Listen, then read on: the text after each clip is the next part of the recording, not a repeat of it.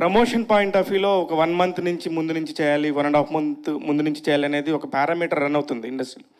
కానీ టిల్లు స్క్వేర్ టైంకి వచ్చేసరికి చాలా ముందు నుంచి కూడా ఒక్కొక్కటి గ్లిమ్స్ లాగా వదులుకుంటా జనాల్లో అందరిని అలా పట్టేసేలా చేశారు. దానికి ముందు నుంచి ఒక ప్లాన్ ఏమైనా ప్రిపేర్ చేసుకున్నారు ఇట్లానే చేయాలని, లేకపోతే దీనికోసం ఏంటిది? లేదు సార్, అస్సలు అలా ఒక ప్లాన్ చేసి స్ట్రాటజీ లాగా చేయలేదండి సార్. క్వశ్చన్ అడిగారు మీరు. కాదు, no he was just passing the mic. No, I wanted to make sure he was listening. First నుంచి ప్లాన్ చేసి స్ట్రాటజీ లాగా చేయలేదు సార్. కాకపోతే మేము యాక్చువల్లీ Feb 9th రావాలి, కానీ ఈగిల్ ఏమంటారు మన ఫిలిం కౌన్సిల్ తీసుకునే డెసిషన్ వల్ల we had to move, we had to respect the decision. కానీ అప్పటికి మేము సరే చాలా మెటీరియల్ రెడీ చేసి పెట్టుకున్నాం. మాకు ఒక సాంగ్ ఉండింది, ట్రైలర్ ఉండింది, ఇంకొక సాంగ్ వీడియో రాబోతుంది. వీఆర్ లైక్ అప్పటికి ఇంకా చంపేస్తారేమో ఏదో ఒక మెటీరియల్ వదలకపోతే అని ఆ ట్రైలర్ ఆల్రెడీ కింద రాస్తున్నాడు సార్, ఇంకా చూడం పో, మాకు అవసరం లేదు, నువ్వు రాకపోతే చంపేస్తాం, ఈ టైప్లో ఏవో కింద జరుగుతున్నాయి సార్. సరే అది నిజమా డిస్బిలీఫ్లో ఉండాలా ఏదో తెలియదు, ఫస్ట్ అయితే ట్రైలర్ వదులుతాం అని సినిమా గురించి బయట యూనో స్ప్రెడ్ అవ్వాలి, ఇన్ఫర్మేషన్ న్యూస్ స్ప్రెడ్ అవ్వాలని చెప్పి ట్రైలర్ ముందే రిలీజ్ చేశాను sir. So Valentine's day was a very good day Tillu trailer release చేయడానికి. సో అందుకు we release it on that day sir. Sir Siddhu garu sir, అంటే లేట్ అవటం వల్ల కూడా మీకు ఇంకా బెటర్మెంట్ ఈ అవుట్పుట్ తీసుకురావడానికి ఏమైనా యూజ్ అయిందా ఈ లేట్ అవటం కూడా? అంటే సార్ ఇప్పుడు అది ఎంత లేట్ అవుతుందో మేము అంత దాన్ని కెలుగుతూ ఉంటాం సార్. దాన్ని అది ఎంత లేట్ అవుతుందో ఒక ఫిక్స్డ్ టైం పెట్టుకొని ఒక ప్రోడక్ట్ చేస్తే డెఫినెట్లీ దాంట్లో కొన్ని ఫ్లాస్ ఉంటాయండి. బయటకు వచ్చినప్పుడు ఏ ప్రోడక్ట్ కూడా పర్ఫెక్ట్గా ఉండదు. కాకపోతే మీరు నన్ను ఇంకో 3 నెలలు వదిలేస్తే నేను ఇంకో 3 నెలలు చేస్తాను సార్. నేను మధ్యలో షూటింగ్ అయిపోయింది అనుకుని హెయిర్ కూడా కట్ చేసేసాను సార్. తర్వాత 3 కొత్త సీన్లు వచ్చాయి, చైనా నుంచి విగ్ తెప్పించాను సార్, మళ్ళీ షూట్ చేశాను సార్. మళ్ళీ 6 నెలల తర్వాత అనుపమ మళ్ళీ డేట్లు ఇస్తుంది సార్, మళ్ళీ ఇంకో 3 సీన్లు షూట్ చేస్తాను సార్. సో అది నెవర్ ఎండింగ్ సార్ ప్రాసెస్ అది. బట్ లేట్ అవ్వడం వల్ల అవుట్పుట్ బెటర్ అయిందంటే డెఫినెట్గా అయింది సార్. నాగవంశి గారు, మీరు మంచి సినిమాలు తీస్తున్నారు, కాన్ఫిడెంట్గా వస్తున్నారు, బట్ మీ సినిమాలకి ఇన్ఫ్లుయెన్స్ చేస్తూ కాస్త మీ సినిమాలను దెబ్బేసే ప్రయత్నాలు ఇంతకుముందు కూడా జరిగాయి. ఈసారి మీరు ఎలా సిద్ధంగా ఉన్నారు ఈ సినిమా విషయంలో, అలాంటి వాటి మీద?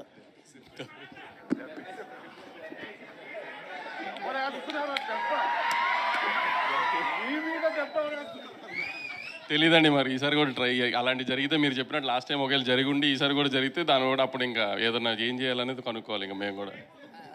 వంశీ గారు, అంటే టిల్లు కానీ మ్యాట్ కానీ సితారాలో ఒక కొత్తగా కైండ్ ఆఫ్ ప్రయోగాలు చేసి సక్సెస్ అయ్యారు. అంటే ఇది కంటిన్యూ చేస్తారా? చేద్దాం, కంటిన్యూ చేయమని కోరుకుంటున్నాను సార్. ఖచ్చితంగా కంటిన్యూ చేద్దాం. అంటే ఎలా అంటే సిద్ధు గారు సార్ సార్ యాక్చువల్గా మీరు చెప్పినట్టు టిల్లు మీరు అనుకుని చాలా పెద్ద హిట్. సో రెండోది చేయడం అన్నది చాలా భయంతో కూడిన అవునండి ప్రయోగం. సో ఆ భయమే మిమ్మల్ని ఈ సినిమాలో అడల్ట్ డోస్ లేదా యూత్ డోస్ పెంచేలా చేసిందా?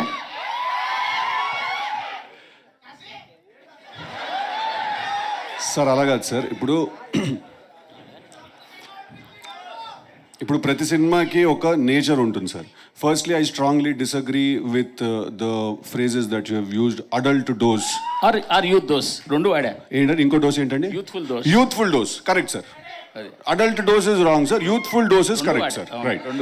సో అరే సో కాదు సార్, ఇప్పుడు ప్రతి సినిమాకి ఒక నేచర్ ఉంటుంది సార్. ఇప్పుడు డీజే టిల్లు క్యారెక్టర్ మనం తీసుకుంటే తన లైఫ్లో జరిగే ఒక ఎపిసోడ్ని మనం ఏదైనా సినిమాగా తీయాలి అనుకునే ఉంటుంది కదా సార్. లాస్ట్ టైం ఒక ఎపిసోడ్, ఈసారి ఇంకో ఎపిసోడ్. ఇప్పుడు డీజే టిల్లు అనేవాడు ఎలా బిహేవ్ చేస్తాడు, ఆ క్యారెక్టర్స్కి as a writer also for the film ఒక డిమాండ్ ఉంటుంది సార్ ఆ క్యారెక్టర్కి. ఇప్పుడు డీజే టిల్లు అనేవాడు ఒకలా బిహేవ్ చేయాలి సార్. వాడు పొద్దున్నే లేచి తలస్నానం చేసుకుని వాళ్ళ కులదైవం గుడికి వెళ్ళి నల్ల నువ్వులు తెల్లపాలు నైవేద్యం కింద పెట్టి వాడు సాయంత్రం 6 గంటల వరకు ఉపవాసం ఉండి అల్పాహారం చేస్తే పెద్దగా బాగోదు సార్, చూసే మీకు చేసే మాకు కూడా. ఆ క్యారెక్టర్కి కొన్ని బౌండరీస్ ఉంటాయి సార్, వాడు దాంట్లోనే ఉండాలి సార్. మీరు యూత్ డోస్ ఎక్కువ ఉందంటున్నారు సార్, అదే యూత్ డోసు వాడు ఎంత మోసపోయాడు అనే దాంట్లో కూడా ఉంటుంది, వాడు ఎంత బాధపడ్డాడు అనే దాంట్లో కూడా ఉంటుంది, వాడు మనసు ఎంత గట్టిగా విరుగుతుంది అనే దాంట్లో కూడా ఉంటుంది సార్. అదే youth dose. So sir romance చేస్తేనే మనసు విరుగుతుంది సార్. సో ఫస్ట్ అది చేసిన తర్వాత you can move on to that. So అన్ని విషయాల్లో ఈసారి డోస్ చాలా హైగా ఉండబోతుంది సార్. నేను అనేది టిల్లు క్యారెక్టర్ పార్ట్ 1కి పార్ట్ 2కి చాలా తేడా ఉంది కదా అంటున్నాను. టిల్లు క్యారెక్టర్లో ఏం తేడా లేదు సార్. బట్ వాడున్న కథలో చాలా తేడా ఉంది సార్. ఓకే. వాడు కలిసిన మనిషిలో చాలా తేడా ఉండబోతుంది సార్. తను కలవబోయే తన ఫీమేల్ కౌంటర్ పార్ట్ని తో ఉండే జర్నీలో చాలా తేడా ఉండబోతుంది సార్. సో ఈ తేడాంతో అనుపమాలు వచ్చిందంటారు. ఏంటండి? ఈ తేడాంతో అనుపమాలు వచ్చిందంటారు. అదేనండి, కంప్లీట్లీ న్యూ క్యారెక్టర్ తనది. కంప్లీట్లీ లిల్లీ అనేది it's a fresh character, fresh characterisation ఉంటుంది తనకి. సో టిల్లు అనేవాడిని తీసుకెళ్ళి లాస్ట్ టైం చిన్న స్కూటర్తో గుద్దించాం, ఈసారి లారీతో గుద్దిస్తే ఎలా ఉంటుందా అని. So bigger problem, bigger world చేసామండి అది. సార్ నాగవంశీ గారు, సార్ ఇది యాక్చువల్లీ చాలా ఎక్సలెంట్ డేట్ మీకు దొరికింది. ఎందుకంటే లాస్ట్ 2 months 3 months నుంచి సరైన సినిమా అనేది థియేటర్లోకి రాలేదు. రెండోది మీ ఎలక్షన్స్ వెనక్కి వెళ్ళడం కూడా చాలా పెద్ద అడ్వాంటేజ్. పైగా సెలవులు కూడా స్టార్ట్ అయిపోయాయి ఆల్మోస్ట్ 1-2 తప్పించి. బట్ ఇప్పుడు ఇండస్ట్రీలో పాన్ ఇండియా సినిమాలు అనేవి రావడం వల్ల పెద్ద బ్యానర్లన్నీ కూడా క్యాష్ క్రంచ్ ఎదుర్కొంటూ సినిమాలు తగ్గించుకుని ఏదో ఒక ప్రాజెక్ట్ మీద గట్టిగా నిలబడి ఉన్నాయి. బట్ మీరు మాత్రం కంటిన్యూగా చాలా ప్రాజెక్ట్స్లు చేస్తున్నారు. వాళ్ళకి మీకు ఏంటి తేడా ఏంటి ఎందువల్ల? అంటే ఏ పెద్ద బ్యానర్ క్యాష్ క్రంచ్లో ఉండి సినిమాలు తగ్గించారండి? అందరూ తీస్తున్నారు కదా. అందరి దగ్గర ఒక్కొక్క సినిమా కనిపిస్తున్నాయి కదా పెద్ద సినిమాలన్నీ. పెద్ద అంటే యాక్చువల్లీ ప్లాన్డ్గా ఎక్కువ నెంబర్ ఆఫ్ ఫిల్మ్స్ ఉండాలని కదండి. ప్రాసెస్లో అలా జరిగినాయి. అలా ఒక్కొక్కటి మన ఇయర్ షూటింగ్కి వచ్చినాయి అనుకోకుండా నాకు అన్నీ. బట్ మీ దగ్గర కాకుండా కంటిన్యూగా ఒక 4-5 ప్రాజెక్ట్స్ ఉన్నాయి కదా.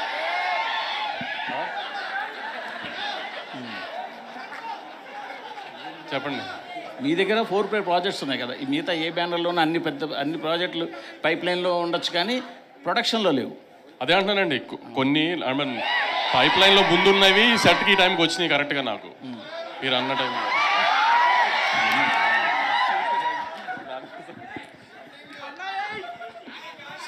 సిద్ధు గారు, సార్ చెప్పండి. టిల్లు అనేది ఒక ఐకానిక్ క్యారెక్టర్ అయిపోయింది. Thank you sir.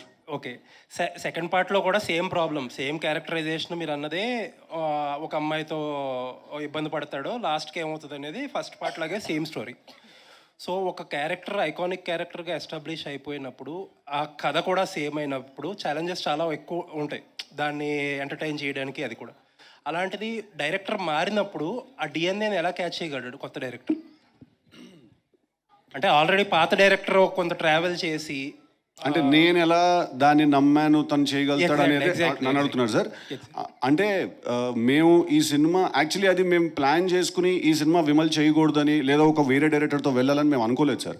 First project DJ Tillu 2 అనే సినిమా మనం చెయ్యాలి అని నాకు వంశన్న వాళ్ళు చెప్పినప్పుడు నాకే డైజెస్ట్ చేసుకోవడానికి కాస్త టైం పట్టింది సార్. బికాజ్ అది మళ్ళీ ఒకసారి తీసాము, చాలా బాగా ఆడింది. So again how to create that magic is a very big challenge, right? But మేము ఆ డెసిషన్ తీసుకునే టైంకి విమల్ వేరే దగ్గర కమిట్మెంట్ ఇచ్చేసాడు that he's going to do a film for them. ఆ టైంకి me and Malik were parallelly working on some other story, వేరే ఒక కథ చేద్దామని చెప్పి. సో అప్పుడు నేను Malik we had a conversation and we decided that you know తన సెన్సిబిలిటీస్ అవన్నీ కూడా అంటే ఇప్పుడు క్యారెక్టరైజేషన్లో పర్ఫార్మెన్స్ దగ్గరకు వచ్చేసరికి వన్స్ వాటర్ క్యారెక్టరైజేషన్లో పర్ఫార్మెన్స్ దగ్గరకు వచ్చేసరికి probably it comes from me and all of that. But ఒక సెన్సిబిలిటీ ఉంటుంది కదా సార్, తను ఇలా మాట్లాడాలి, ఇలా బిహేవ్ చేయాలి, ఈ కథలో ఇలాంటి పాయింటర్స్ పడాలి అని. ఆ సెన్సిబిలిటీస్ అన్ని డిస్కషన్లో Malik also has the same sensibility. అందుకు we were comfortable going ahead with him sir. Okay, posters మీరు రిలీజ్ చేసిన పాటలు కానీ ట్రైలర్స్ కానీ టీజర్ కానీ చూసాక అనుపమ గారుని ఎలా ప్రజెంట్ చేస్తున్నారనే ఐడియా అందరికీ వచ్చేసింది. ఆబ్వియస్లీ కొంచెం ఆ రెస్పాన్స్ కూడా అర్థమవుతుంది మీకు. But when you have first conceived this idea చాలామంది చాలా డిఫరెంట్గా అనుకున్నారు. ఎందుకంటే ఆవిడ ఇందాక చెప్పినట్టు she's doing girl next door characters, ఒక డిఫరెంట్ చాయిస్ అని అనుకోవాలి. అప్పుడు ఎవరిది ఐడియా అసలు ఆవిడని క్యాస్ట్ చేయాలని? అంటే ఫస్ట్ ఒక క్యారెక్టర్ రాసుకున్నాం సార్ మేము. అప్పుడు ఎప్పుడు డిసైడ్ చేసుకోలేదు సార్ వీళ్ళనే పెట్టుకోవాలి లేదా అనుపమాని తీసుకుని ఇలాంటి క్యారెక్టరైజేషనే చెయ్యాలి అని ఏం అనుకోలేదు సార్. మేము ఒక క్యారెక్టరైజేషన్ రాసుకున్నాం సార్. అదంతా రాసుకున్న తర్వాత ఆ క్యారెక్టరైజేషన్కి కొన్ని రిక్వైర్మెంట్స్ ఉన్నాయి. కాస్టింగ్ వైజ్ ఆలోచిస్తే ఎవరు ఈ సినిమాలో హీరోయిన్గా ఉండాలి అంటే డే 1 నుంచి we were very clear that Anupama is suppose to be the girl in this film. So అలా తీసుకుని ఎలా అనుకున్నారు? ఎందుకంటే ఆవిడ అప్పటిదాకా చేసిన క్యారెక్టర్స్ అన్ని డిఫరెంట్. అంటే ఎవరికి వచ్చింది ఐడియా ఫస్ట్? మాకు అందరికి కాదు అరే ఆగురా భయ్ కాదు, మేము అందరం కూడా యాజ్ అ టీమ్, ప్రొడ్యూసర్ ఉంటారు సార్, డైరెక్టర్ ఉంటారు, మాకు చిన్నబాబు గారు ఉన్నారు, మేము అందరం ఉన్నాం as a team. We all thought Anupama suits the characterization perfectly. Sir ఇప్పుడు అనుపమ ముందెప్పుడు ఇలాంటి రోల్స్ చేయలేదు కాబట్టి అలా కొత్తగా చేయిద్దాం అని అనుకోలేదు సార్. సార్ ఇప్పుడు Anupama is an actress sir, she's a bloody good actress. That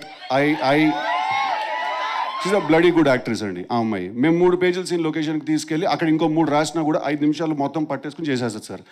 so when she's a good actor, తను ఇలాంటి రోల్సే చేయాలి, అలాంటి రోల్సే చేయాలి అనే కన్ఫైన్మెంట్ ఇప్పుడు మనం చేయకూడదు సార్, ఇంతే చేయాలని. She should do more roles, she should do more kind of characters. And like she said ఇందాక, షీ వాంటెడ్ టు ఎక్స్ప్లోర్, తను కూడా అప్పుడు ఆ పాయింట్ ఆఫ్ టైంలో ఆ సేమ్ మైండ్ సెట్లో ఉంది. సో మేము వీవర్ లైక్ సార్ ఇప్పుడు ఆ రోల్లో అనుపమ కాకుండా ఇంకా వేరే ఏ హీరోయిన్ ఉన్నా కూడా అలాగే చేస్తాను సార్ సినిమా. ఎవరి కోసమో సినిమాని మార్చాను సార్, ఆ సినిమాకు ఒక రిక్వైర్మెంట్ ఉంటుంది సార్, నేను కూడా ఆ సినిమా కోసమే పనిచేస్తున్నాను sir. So you know we had to follow that. Vamshi garu Vamshi garu Vamshi garu sir I think he has one more question sir, తర్వాత I will come to you అండి. వంశీ గారు, సంక్రాంతికి ఎంతో కొంత డిసప్పాయింట్ చేశారు. మేమేం డిసప్పాయింట్ అవ్వలేదండి. ఓకే, మీరు అవ్వలేదు. ఓకే, బట్ మీడియా డిసప్పాయింట్ అయినట్టుంది, కానీ మేమేం డిసప్పాయింట్ అవ్వలేదండి. ఓకే మొత్తానికి ఏంటంటే అన్నీ ఎలైనాయి కరెక్ట్గా చాలా సార్లు. తర్వాత మంచి డేట్ దొరికింది. మీరు అన్నట్టు ఏంటంటే ఫస్ట్ సినిమా ఏంటంటే మంచి ఎంటర్టైనర్, చాలా మిస్ అయ్యాం ఎంటర్టైనర్. ఒక రకంగా చాలా మంచి అన్ని స్టార్స్ అన్నీ కరెక్ట్గా ఎలైనాయి. ఈవెన్ మీకోసమే డేట్ కూడా మార్చినట్టున్నారు, election date. So happy for you. Thank you అండి. ఇంకొకటి ఏంటంటే లాస్ట్ ఇయర్ మీరు ఒక ప్రాజెక్ట్ అనౌన్స్ చేశారు, అల్లు అర్జున్ గారిది, త్రివిక్రమ్ గారిది. ఆ ప్రాజెక్ట్ ఇమీడియట్గా పుష్ప 2 తర్వాత ఉంటుందా, లేకపోతే అట్లీ గారి సినిమా తర్వాత ఉంటుందా? హారికాస్ని సినిమాకి సంబంధించిన ప్రెస్ మీట్లో మాట్లాడుకుందాం అండి ఆయన్ని. ఓకే, ఇప్పుడు సితారా సినిమా ప్రెస్ మీట్ కదా, హారికాస్ని సినిమాకి సంబంధించిన ప్రెస్ మీట్ అక్కడ మీరే కదా. అదే అక్కడ అడుగుతారు కదా నన్ను ఇదే ప్రశ్న మళ్ళీ. Okay sir